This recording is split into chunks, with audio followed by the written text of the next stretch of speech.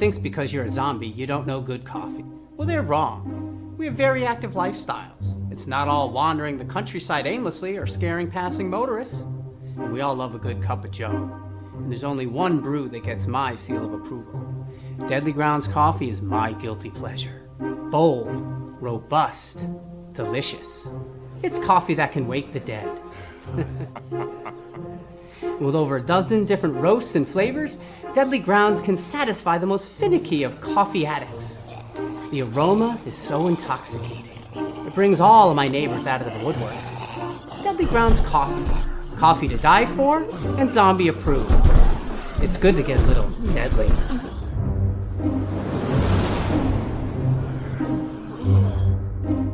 Use the front door!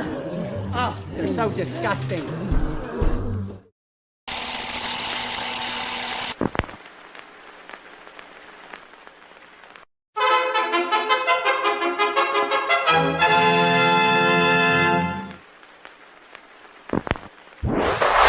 Persons under 18 will not be admitted.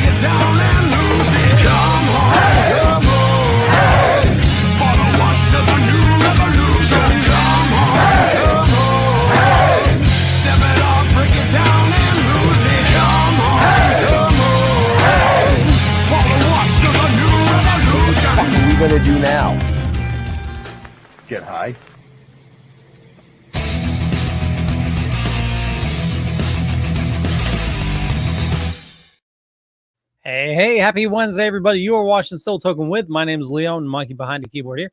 We have a great show scheduled for you as always. And with us, Benjamin. Yo. What's up? Ceiling. That was like, you almost seemed like you were reading that off of a note card. Like you were just so, but it's Wednesday, but you good tonight? You all right? I'm good. It's a long week, a holiday. I feel you. I feel you, man. Christmas is coming. Real quick, though, before we start, I know your mom's birthday is the end of this week. It is. So I want to say happy birthday to Mama Pond out there because she watches us religiously. We love you. And with that, we have a great show tonight. We have a kick-ass musician coming to us from the West Coast. She's amazing. Oh, I gave it away. It's a female. Damn. And I have a different co-host tonight. You do? I do. Mr. Holman is still dealing with the family issues that ensued. So I want to welcome my boy Rico. Hey, what's up, guys? Long time no see. Yeah, right. Every time you see me, I shed the pounds off, man. Yeah, you look like you're getting younger, man. What's going on? It's all those baby hearts, bro. It's all the baby hearts. They're good for you. They're nutritious for you. You blend them in with a little bit of watermelon juice. It's great for you, man. It's really good for your skin, too. 6 minutes in. All right. Yep. Derailed. All 6 right. minutes in. You still haven't beaten Jeff, though. Jeff was 30 seconds. He derailed the show 30 seconds. But yeah, no, I mean, like I said, we have an amazing guest coming to us from the West Coast. She's a kick-ass musician. Let's welcome Dani Hagan. Hi, thanks for having me. Well, thanks for joining us. You know, I mean, little old us, you know. No, I'm just kidding. I was like, what's a baby heart? Oh God. 2-year-old. Here we go. Oh, God. No comment. My attorney has instructed me to invoke the Fifth Amendment at this time. Oh, jeez. Oh, man.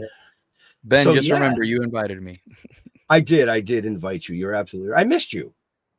You know, usually I have my counterpart, Jeff, but like I said, he's dealing with some family issues right now that he's got to take care of. You know, we want to wish him and the family well. But here on the network, we always have people that love to jump in and help us. I don't know why, but they do. So You gotta help the homies, man. Right. So, Dani, tell us a little bit about yourself real quick. Little me? Well, I'm originally from North Dakota, and I went to college in New York City, and then I followed the stars to California, and I've just been living out here making music and doing what I love to do, and it's going really well. Awesome. Amazing. Yeah. So, go ahead. Oh, I started making music when I was about, I started teaching myself piano when I was around 5 years old, and then started writing music around 9. So I'm one of those rare, fortunate people that always knew what I wanted to be when I grew up. And then I grew up and I actually turned into who I wanted to be. So that's pretty awesome. That is awesome. I'm still trying to grow up. So Never going to happen, Ben. Never going to happen. no, I'm a Toys R Us kid. Oh, my So, God. did you study music in New York when you went to school? I did. I went to a performing arts conservatory called AMDA. And so it was all acting, singing, dancing, really concentrated program. And I loved it. Awesome. My wife went to school for music as well, and she was a music teacher for a little while. Oh, wonderful. Yeah. How are you liking LA, or how have you liked LA and all that madness over there? I love LA. I love the culture of it. So I lived in New York City for a while, and I literally had 5 jobs at one given point. And it was like, I was just kind of skimming the surface over everything, and I wasn't excelling anywhere, but I was doing all of the things. And then I came out to LA, and LA is like running at high speed in slow motion. So it's just like a different laid back tempo.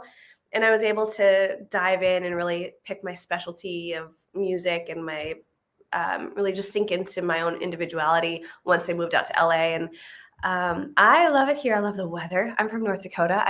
I've served my time in the snow. So it's raining right now, which is the equivalent of an LA winter. So I gotta ask you, because it's your style of music is like rock, or like kind of like a blues rock country style. Mhm. Have you ever thought of doing the switch eventually to maybe like grunge or like emo sort of style? Because like I love your style with the way you dress in your videos. Which, by the way, congratulations on having your videos with Vivo. Which Oh, that's Right. that's a huge Yeah. accomplishment. I don't know if you That's a guys know how Yeah. huge that is. That's real big for musicians. Has that something that crossed your mind, like maybe change into like some sort of My Chemical Romance sort of thing and stuff like that? I ask because that's my music. well, the cool thing about being in LA is I'm in what we call the jam circuit. So there's different jam nights all around town where the best musicians in town get together on one stage, no rehearsal. We just pick our songs in advance. We get up on stage and we jam it. And so one night I'll be singing Enter Sandman, and then I'll get back up on stage and I'll be singing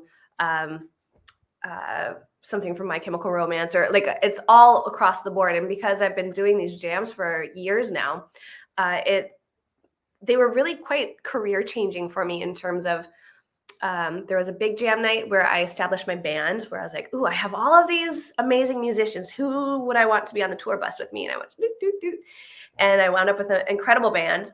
And then it just expanded my range and my curiosity about music. And I do think that playing all of these random songs, whether they're emo, if I'm singing a metal song, if I'm doing country, if I'm doing full on pop, whatever it is, influences me. I love to be influenced. I love to be swayed by music and feel that natural movement with it. And it radiates through my music in a really cool way. And I was actually in the recording studio this last weekend, and that was a really fun thing to play with, of recognizing, okay, this is too much of an influence over here. I want to turn the volume knob down on the new metal impact, and let's turn the volume up on a little bit more of like the alternative pop side or whatever it is, and having that be flavorings and seasoning into my music is it's really cool. So I depending on the type of show that I play, I'll play like a showcase that's all originals, or sometimes I'm the entertainment at a bar or a restaurant and we're playing a 3-hour gig, and so it's 50% original music and then the other half is just, you know, I've got a whole black book of music and whatever I feel like playing that night. So it's quite a range across the spectrum. Wow. Okay. Wow. So just out of curiosity, what are some of your influences? My main influences, I would say, is ZZ Ward, who I'm always shocked that people don't know who she is, but she's a massive influence on me as an artist. Very blues rock, pop blues rock with a little bit of hip hop R&B flavor behind it. And another one would be Grace Potter. She's been around for a bit longer and definitely blues rock. Just love her so much. But also recently, Nothing But Thieves is this incredible European band, and I've been obsessed with them, and they've really heavily influenced my sound over the last couple of years. So those would be my like if I had to list off 3, that would be them.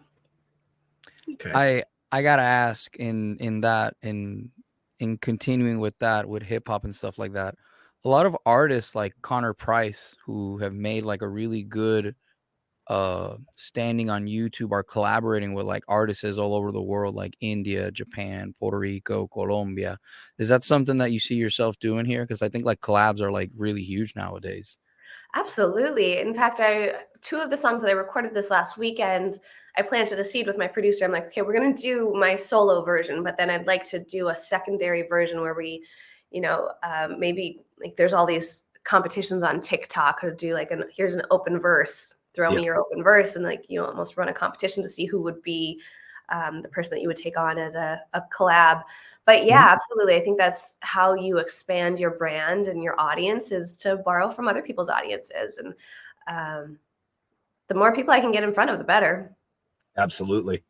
And I love collaborating. I love working with other artists, whether it's different musicians or songwriters or producers. Just like I said, I love the influence of them because it pushes me outside of my comfort zone and allows me to be curious and stretch out a little bit and expand.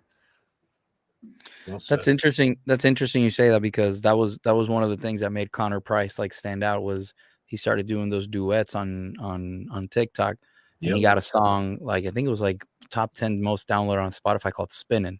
That's why I was asking that, because I enjoy music quite a lot. I listen to a lot of classical stuff, but I also like when it's collabs like that. That being said, would you or do you see yourself doing like a hip hop sort of thing sometime soon, like something like that, where it would be like a different side of you? Sure. I mean, I'd love to do a top line. Do you remember that song Paramore did? Which one? Airplanes. Yes. I can't hear the melody, but I remember that collab like so airplanes, like night skies, and shooting stars. You can really use a wish right now. With what's his name? I forget his name. I can see B.O.B. myself. Yeah, B.O.B. with B.O.B. That was a beautiful Love collaboration. that. I would love to do a top line like that. Absolutely. And that would be cool. You know, as long as the subject matter of the song aligns with me personally, then I don't discriminate. I love music. I was, you know, raised as an opera singer and doing classical music and musical theater. And then when I moved to New York City and I started dating a boy from the South, and he introduced me to Southern rock. And I was like, why didn't nobody tell me? And then my musical horizons just like cracked wide open. So I'm assuming that boyfriend's no longer there then. No, we still pass on each other. Thank you, Casey, for expanding my musical horizons. But no, he served his purpose, and that was to expand her musical horizon. Yeah, that was a really big gift that he gave me that changed the trajectory of my life. Absolutely. Right. That's fun to hear from music side, because from the comedy side, at least from my end, like I always hear comics like they go to open mics, which is like where you see a lot of guys and all of a sudden Chappelle or someone would drop. Have you ever had that experience when like some big name wig just drops and starts jamming out in one of these sessions? Oh yeah, all the time, especially when we were playing at the Viper Room on a regular basis. That jam night doesn't exist anymore, but when it did, it was just constant. I mean, we live in LA, so I'm a little desensitized to when a celebrity walks through the door just because I'm just overexposed to celebrity.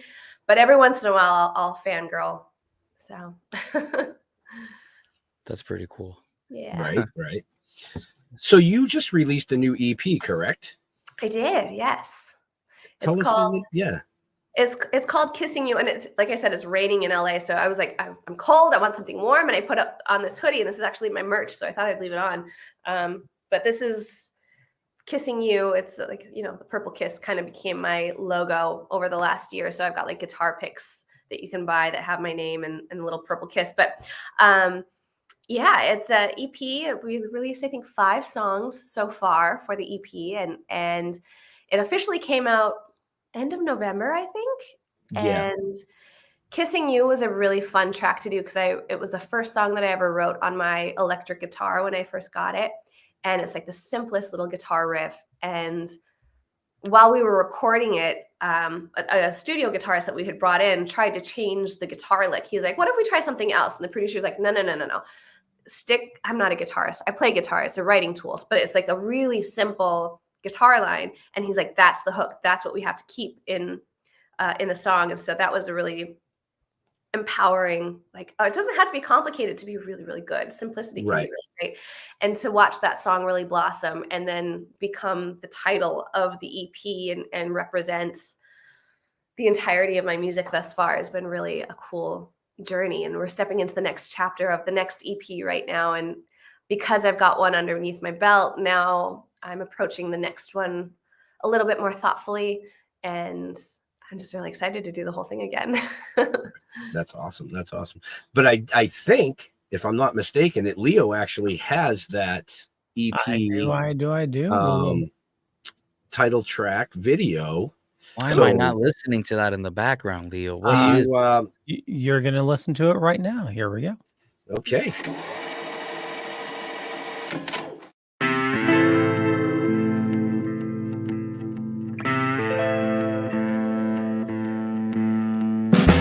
That I'm done, cause I see no fun, no win in this game. But once we begin, the taste of the seed, I'ma scream in your name. We fall into the shadows where we think we're alone. You're stripping me down, you strip me down to the bone. Got me singing, babe, pour me a drink, cause I don't wanna think, cause I'm on the brink of kissing you. Try something, wanna ride something, get lost inside of kissing you. I thought we agreed that you're done with me and I'm done with you. So why are you here pulling me near the things that you do? I hate to admit it, but you still feel like home. You're stripping me down, you strip me down to the bone. You got me singing, babe, pour me a drink, cause I don't wanna think, cause I'm on the brink of kissing you. Babe, I wanna try something, wanna ride something, get lost inside of kissing you. I'm giving in, baby, one last time, but you can't fool me, I know that you're not mine. Just for tonight, we lay it all on the line. When tomorrow comes, we'll just turn back time. Got me singing, babe, pour me a drink, cause I don't wanna think, cause I'm on the brink of kissing you. Babe, I wanna try something, wanna ride something, get lost inside of kissing you. Babe, pour me a drink, cause I don't wanna think, cause I'm on the brink of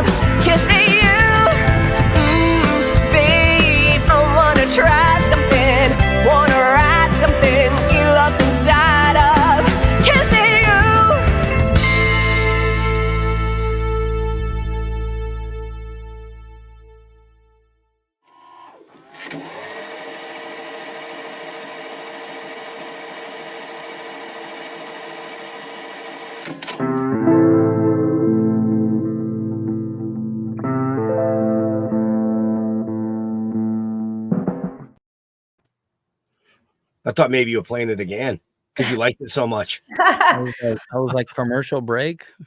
That's the Right? whole point of the music video, is that relationship is just on repeat over and over again. You just hit the rewind button and keep hoping for a different outcome at the ending. You know, the definition of insanity. So No, I loved it. I actually watched it numerous times since we first started communicating, which I think was back in the beginning of November. yeah. You know, so I love it. I think the song's amazing. Thank you.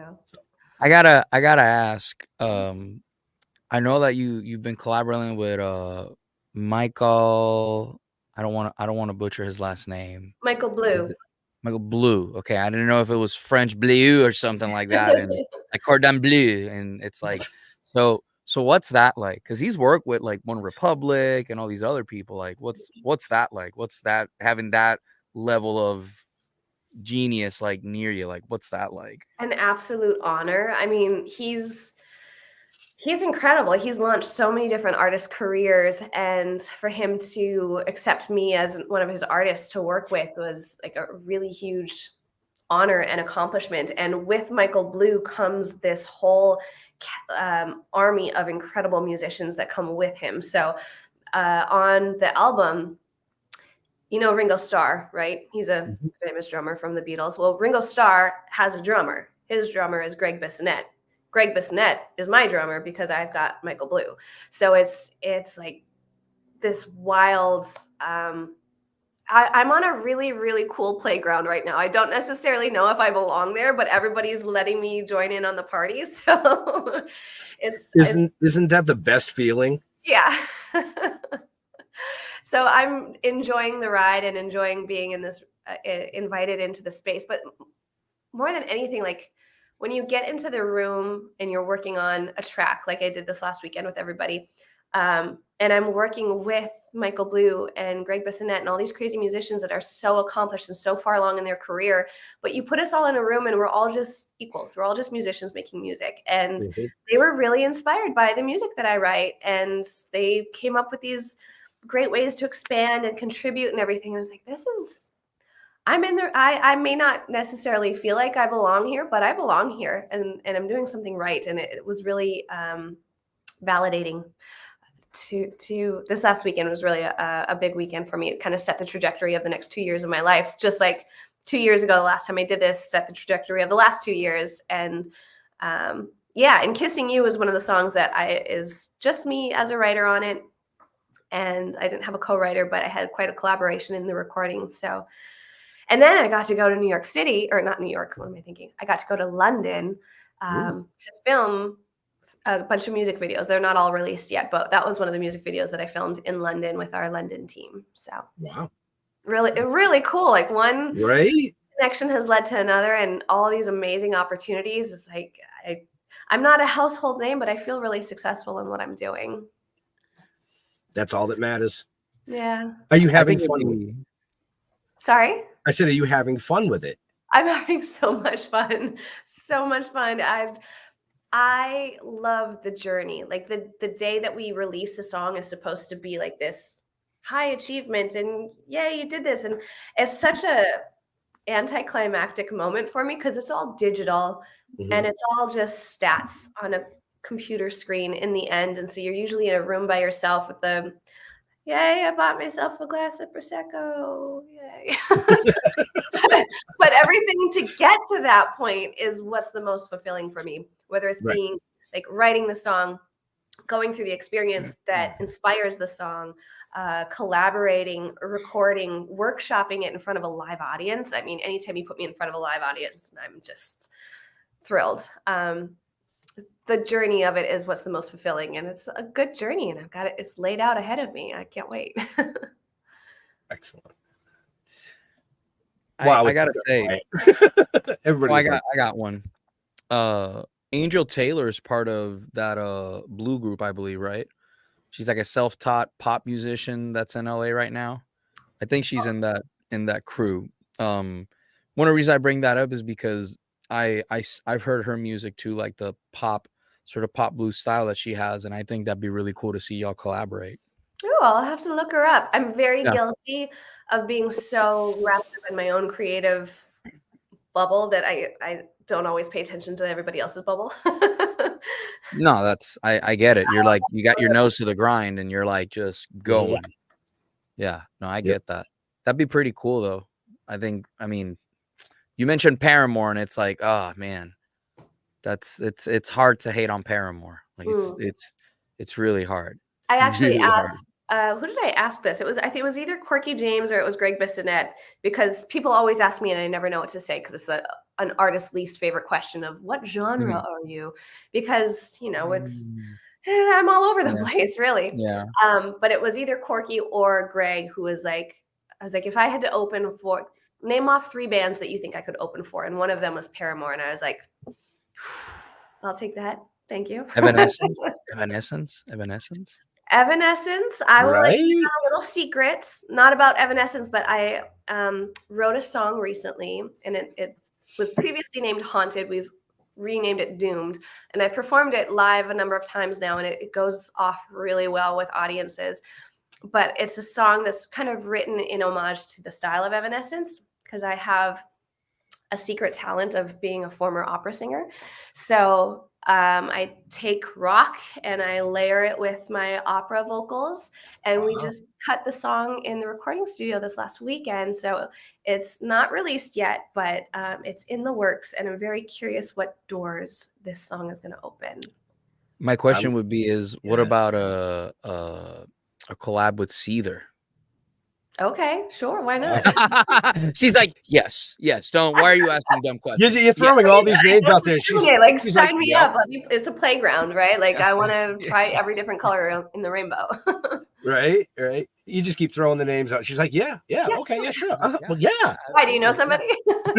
Blink 182? I'm in. Right. See, I was thinking Skillet, you know. Ooh, yeah, but Seether, man, Seether is Stain. I could see her doing a collab with Skillet with John, and I can't remember the drummer's name, but she's fucking amazing too. The 3 different vocal ranges. Just saying. But I'm looking forward to seeing the new video that you were just talking about with the opera, with the rock, because I love stuff like that. Yeah. You know, I love that range with the rock behind it. It's very cool. It's something I struggle with because I have left opera so far behind in my creativity. This was so long ago that I studied it. So I don't necessarily, everybody else loves the sound of my voice in opera. Apparently, that's what they tell me. I don't. So it's something I really struggle with. I still have to lay down the vocals in the recording studio. This is my insecurities coming out right now. But so I have to go back into the recording studio probably next week sometime and lay down all the opera vocals. And I already let Michael Blue know. I was like, you're going to have to hold my hand. You're going to have to tell me I'm pretty and they sound beautiful, because I'm not going to believe you. And I'm going to have a mental struggle recording this song. It's like my own personal insecurity. It's got nothing to do with anybody else. But I feel like it's an obstacle for me to get over. And once I get past it, it's really going to knock down a whole bunch of doors for me once I can charge through that wall. Right. So if you got the chance, which will probably happen sooner rather than later, to open up like a TV show, like with your music, or you got the chance, like, hey, here's the TV show, write us a song, like, what type of show would you do? Anything that had to do with love, all of my songs. So Hallmark. I was just gonna say the Hallmark channel. Hallmark, what's up? You know, as hopeful and loving and optimistic of a person I actually am, a lot of my music is a little bit not. Oh no, so, after listening to that song. Yeah, after What's listening that? to Kissing Me, I understand why my wife likes it. Like, I absolutely get it. I'm like, I get it now. I'm on board. I like it. I love the complexities of love, and that we are all flawed humans, and it's such a personal experience. And I think that's part of my purpose on this planet is I have a gift with words, with the lyrics and with the melodies, and I can put a story to a song and people can hear their own experience in the music. And that's when music becomes really relatable. And they're like, oh, that's what I was going through. Music picks up where words leave off, right? Like people can't describe their own experience. They can't really quantify what they went through, but music can help to fill in those blanks. And I think that's where I really have a gift as an artist. And I found that wrapping up my tender-hearted gift of singing about love and boys and romance and all those sweet things, wrapping it up in some rock and roll, the spoonful of sugar makes the medicine go down or something like that. It's people are really receptive to my girly, feminine, heartfelt stories when it's wrapped up in rock and roll. Like people listen in a way that they really hadn't before. And so it's been an interesting. It's such a common theme though, like with Yeah. rock, you know what I'm saying? Like I listen to like emo music and like rock and grunge, like Nirvana, Story of the Year, We Came as Romans. And like one of the things, it's like it's just the love theme of like loss and betrayal and all this other stuff. It's so human. It is.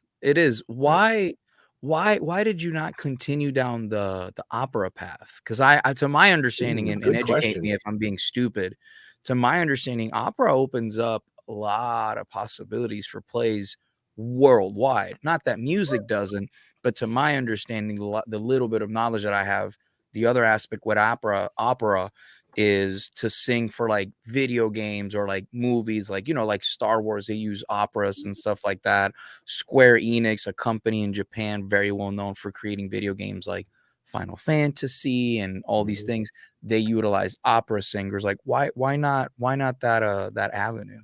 I went through so much training as a kid in the best possible way. I've got a wonderful technical foundation in classical music, choral music, musical theater, all of those things. And I was always being cast in a role, right? Like you're singing the role of Papagena in The Magic Flute or something like that. And same with musical theater. I was always cast in a role. And I always felt like I was trying to squeeze myself into this mold to sound like that character should sound like. It wasn't until I moved out to New York City, I bought a guitar and I just started singing what I wrote. And then all of a sudden my original voice blossomed out of me. Thankfully, I had this great foundation, this great soil to bloom out of. But once I started singing my own songs in my own voice with an instrument where I wasn't trying to be anybody else, my actual voice freed up. And I didn't want to sing opera anymore. I didn't want to sing musical theater. I wanted to sing my music. And now all of that foundation from however many years ago is coming back and having this full circle moment. So yeah, sign me up. I will sing opera for a music video, absolutely, or a video game. But part of just my journey of discovering myself as an artist and finding myself outside of the constraints of a character or a role or a play, and really being an independent individual artist on my own has really not something that happened overnight. Kind of like Lindsay Sterling, right? In the sense of like I study this, but that's not the shit that I want to do. You gotta learn the rules to know how to break them. Right. So would you do America's Got Talent then? Is that a possibility? No. A lot of artists are saying no to that. I've had a lot of artists tell me, it's like, I won't even touch it. Comedians are now. Those shows have really evolved into, and they're great shows. They're very entertaining, but they've really evolved into featuring the hosts or the judges more than the artists. It's a great talent show, but you haven't seen a Kelly Clarkson come out of that in the last 10 years, have you?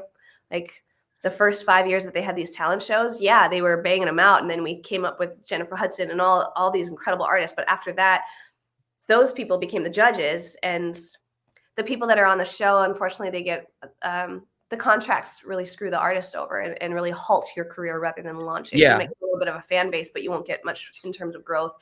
In my personal opinion, in terms of like what I'm looking for my career to look like, it's not that. Well, no, I agree.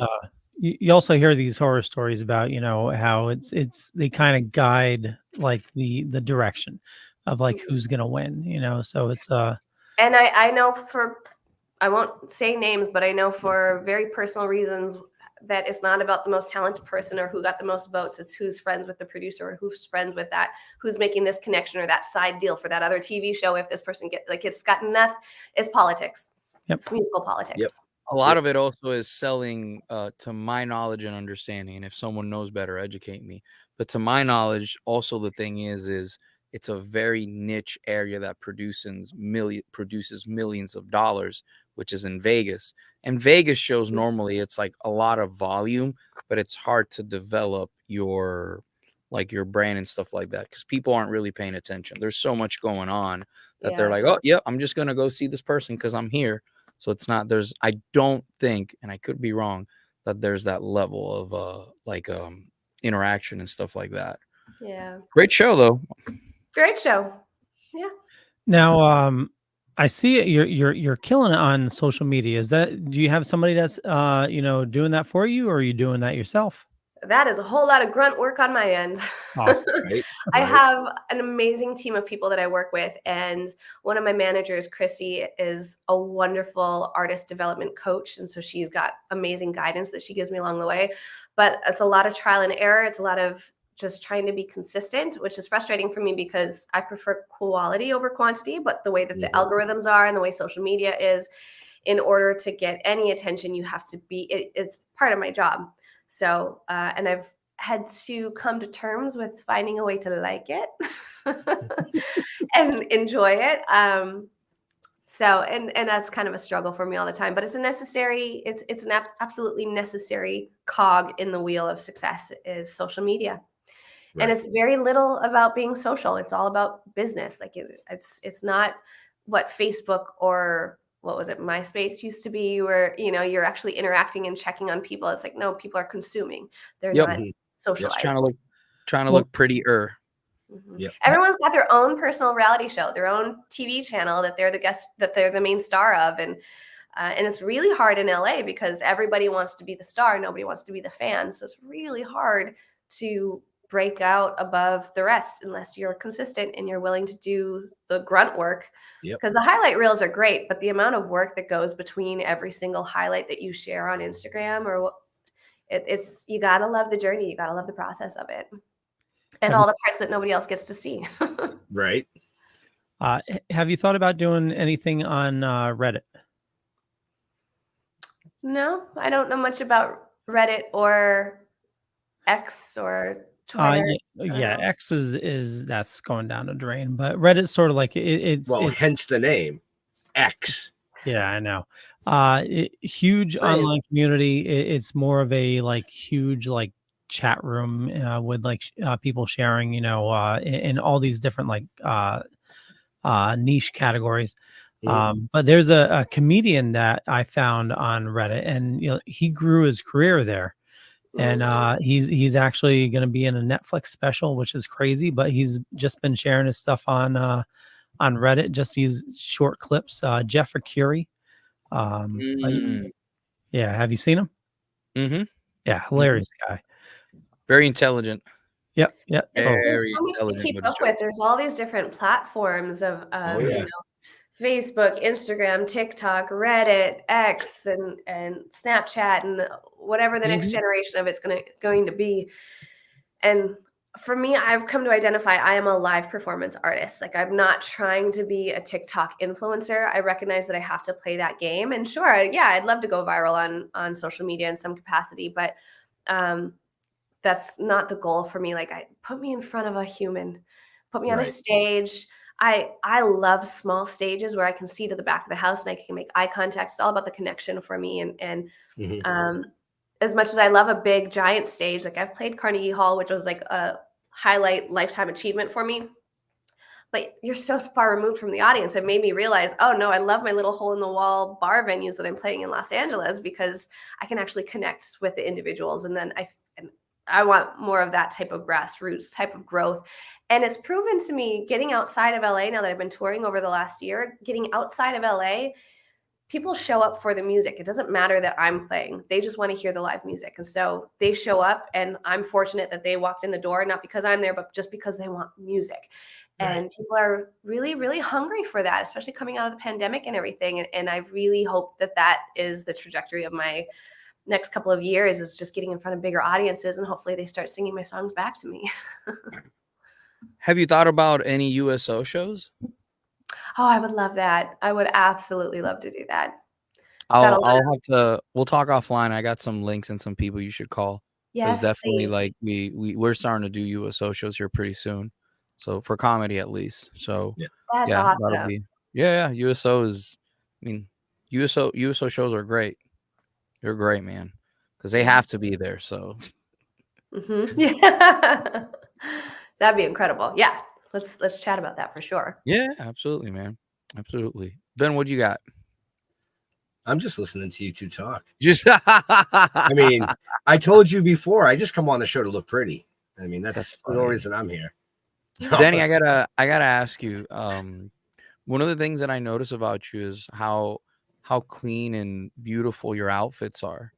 How do you have like I have to ask, my wife asked this.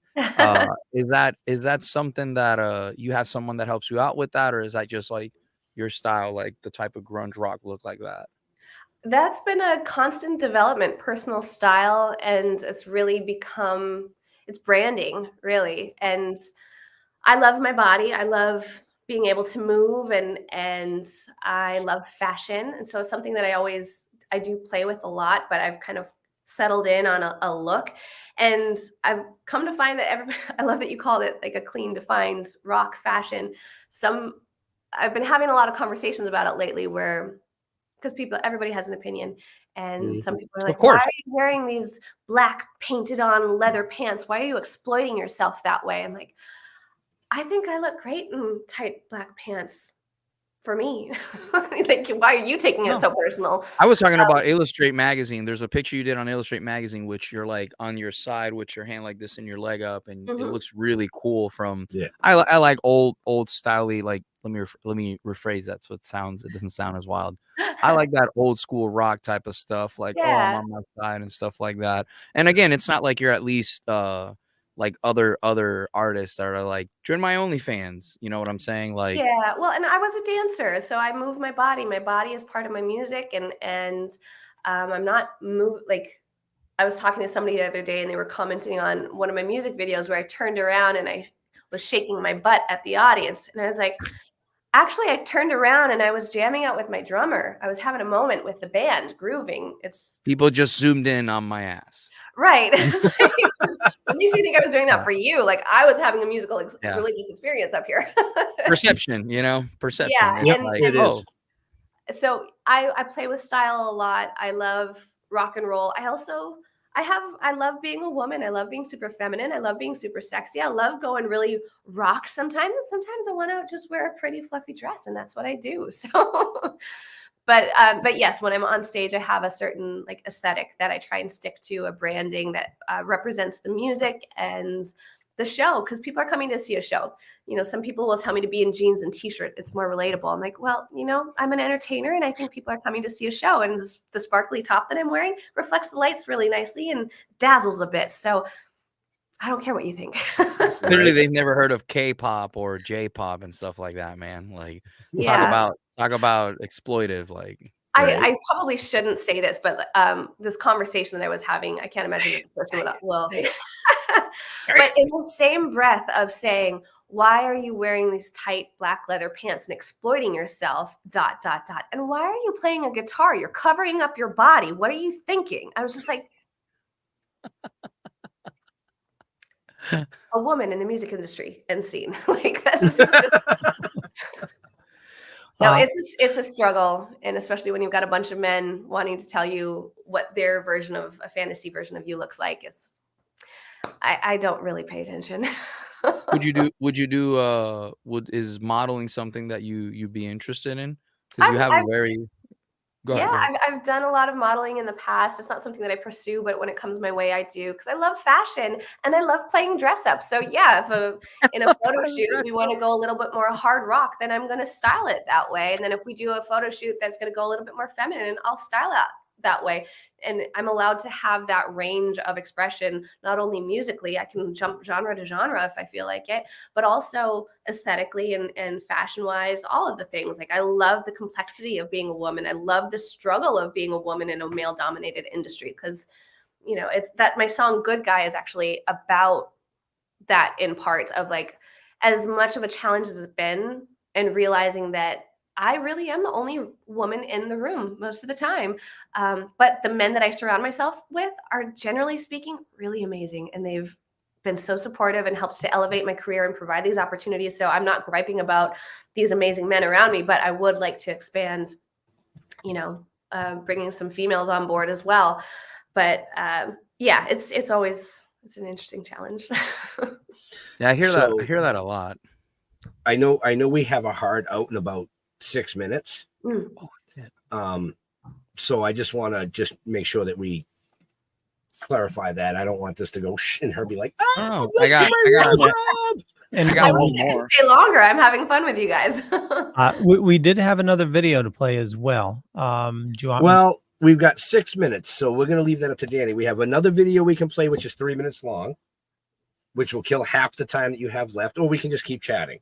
We can keep chatting, and whoever's watching, go to YouTube and just search Dani Hagan, and they'll all pop up. Right. And actually, you can find out everything you want to know about Dani. Where, Leo? Why don't you do it, Ben? No, because you do it so much better. Come on, don't waste time, Leo. Come on. Yeah. Just check the show notes up above or down below, depending on where you're watching or listening to us. That's right. Everything about her is in the show notes, folks. So, Thank you. all right, back to the show. Now we have 5 minutes. To the show. Dani, what is between New York and LA, which you've lived in both, right? Mhm. Which one do you feel has more of a music community? Because here's why I asked this. In the comedy scene, everybody's like, well, you have to either go to New York or go to LA, and LA is where you work and you make it. New York is where you go where you've made it. How does that correlate in the music industry, or at least your experience in it? Well, it depends on which chapter of the music industry you're trying to be in. Like, are you in front of the microphone? Or are you behind the keyboard? Are you behind an instrument? What genre you're playing? I can't speak too well on the New York music scene, because when I was there, I was focused in more of like a musical theater side of things. And the community that I've built out here in California is absolutely unmatched. It's wild. The incredible musicians that I've been able to work with and collaborate with and just witness is pretty astounding. So I celebrate California. I went back, as I mentioned, I performed at Carnegie Hall, and that was my first time back in New York since I had lived there, and it was a few years after. And I went there in the best of circumstances, right? I was performing at Carnegie Hall. I had an Upper East Side apartment that I was staying at. It was like as New York perfection as you could imagine. I got there and I'm like, I really love it here, but I don't miss living here. I'm a California girl.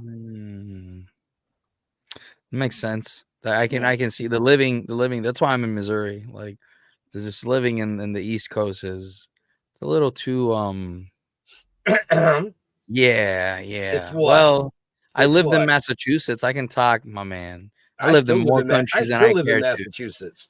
Hey, you guys enjoy that cold weather. I'm gonna stay here in Missouri and go hunt my deer. And yeah. Well, you do it's, realize the cold weather slows down the blood. It keeps us younger. We live Sure. longer. Sure. That works well when you're white. When you're Puerto Rican, unfortunately, that cold weather. That's where I struggle. I am as Norwegian and Irish as it gets. So like being a California girl that's like slathering herself in SPF 100 every day, it's a challenge. But She's like, I don't even have to dye my hair. My hair just turns red naturally. I step outside for 5 minutes and it's like, what? That's interesting to live in the sun, but I do love it. That's interesting to hear, because the weather is it's not working for you, Ben. Jesus Christ. Right. I Oh saw my that. God. I saw that. That was not take care me. I'll take care of Pops later. Yeah. That was not me. That did not come from me. No, that came from one of our other sister networks. Oh man. It's interesting to see, because music to me, growing up in Puerto Rico, like, music is huge, and obviously our kind of music is completely different. Reggaeton is like completely different, but like rock has a real strong hold on Hispanic culture, and that's one of the reasons why I like talking with like musicians who dive in that, because I grew up with grunge and punk, man. Like, It's just my thing, you know. Like if you ask me what kind of song what I want to see is like something that sounds like if Yellow Card and Paramore had a baby and that baby was picked up by Sony Studios, you know, like that's me at least. But it's You'll, nice to see that you have that range well, you'll of hear some Nirvana influences on the new tracks that I've just started recording this last weekend. You'll hear some Nirvana. You'll hear some Evanescence. You'll hear some Paramore. There's a lot of Gary Clark Jr. So there's a lot of, like I said, I love to be influenced and I love to be creative in music. when's that coming out? When can we expect that out and when can we find that? I'll probably start releasing new music at, I'll say early or late January, which probably means early March, just the tempo of LA. It's always 6 months behind and right on time. So, you know, I was supposed to go back to London 3 months ago. And so it's probably like in 3 months from now, I'll probably be there. So I know we have about 3 minutes left before we have to let you go. What's coming out? What do you have coming up, coming down the line? I am going to be on tour in Arizona in mid-January. So we're doing a couple of tour dates out there and then jumping over to New York City to do a showcase out there and starting to release the next chapter of music. The next EP is going to start to roll out, like I said, hopefully we'll say February to meet in the middle. And Zach Wilde's Pride and Glory CD, I will have to check that out. Thank you, Madness Comic Network. I'll check it out. Yeah, so more tour dates coming up, and hopefully we'll get into some festival circuits and start opening for an established band so I can steal their audience and just keep doing what I've been doing for the last 2 years, just on a bigger, better playground. Right. So any other tour dates on the East Coast set in stone or just in New York? I mean, you're going to travel maybe the north, Midwest. Hey, listen, I live in North. Nothing is set yet. We are working on new tour dates right now. So hopefully we'll start touring again, like big tours in the springtime. But I've got solid music. Like I've got like a really good show that I get to put on and my band is amazing. So the more audiences I can get in front of, the happier I am as an artist. So Excellent. all So in the works. we got about a minute left. So I'm going to throw this out there to all the promoters I know on the East Coast. She's going to be in New York. Yeah. Just going to say it. She's going to be in New York, folks. Mm-hmm. My promoter friends out there. I mean, she's amazing. You've seen it. Go check out her YouTube and book her on some dates up the East Coast. Yeah. It sounds like I'll be at the APAP convention, which I'm not entirely sure what it is, but it's where all the promoters and agents come to pick up acts. So it's like I don't really know what it is, but I will be there and I will be performing. Excellent. So on that note, we do have a heart out. Leo, wrap it up. We'll wrap it up. Hey, I want to thank everybody for watching this fine evening. You know how to find me. Just Google me. You'll find a bunch of stuff. Could be true, could be not. I'm not going to say which is which, but I run the Dorkening Podcast Network. There's a lot of awesome people doing a lot of awesome stuff. Head on over to thetokingdead.com to learn more. And just check out the show notes up above or down below, depending on where you're watching or listening to us, to get all the links for Dani. And so, Dani, where do you like people interacting with you on social media? Instagram and TikTok, I'm the most active. I do try and keep up with Facebook as well, but Instagram and TikTok. And then, of course, check out my music on Spotify. And I'm a very visual artist, so my music videos are a big part of my expression of my music. So if you check me out on YouTube and Vivo, you can find me there as well. Very cool. Very cool. Rico. My man, first of all, thank you for having me. This has been a really good opportunity. I always love seeing you guys, and I'm always here to help. To everybody listening, go like the Dorkening. If you don't, you're dead to me. And for the people who want to follow me, you can just go to language_ninja on my Instagram and on YouTube, the Rico Podcast. Thanks for having me, y'all. Benjamin. So yeah, like Rico said, go like the Dorkening, but don't forget to like Still Toking with, because that's the show. Well, that's this show, but there's 40 plus shows on the network. I want to thank Dani for coming out and hanging out with us. I know she's wrapped for time. Rico for coming out and hanging out with us. We always love seeing you, brother. To all our veterans and first responders, we want to thank you for doing what you do so people like us can do what we do. Stay safe. We'll see you next week. We're out of here. Bye.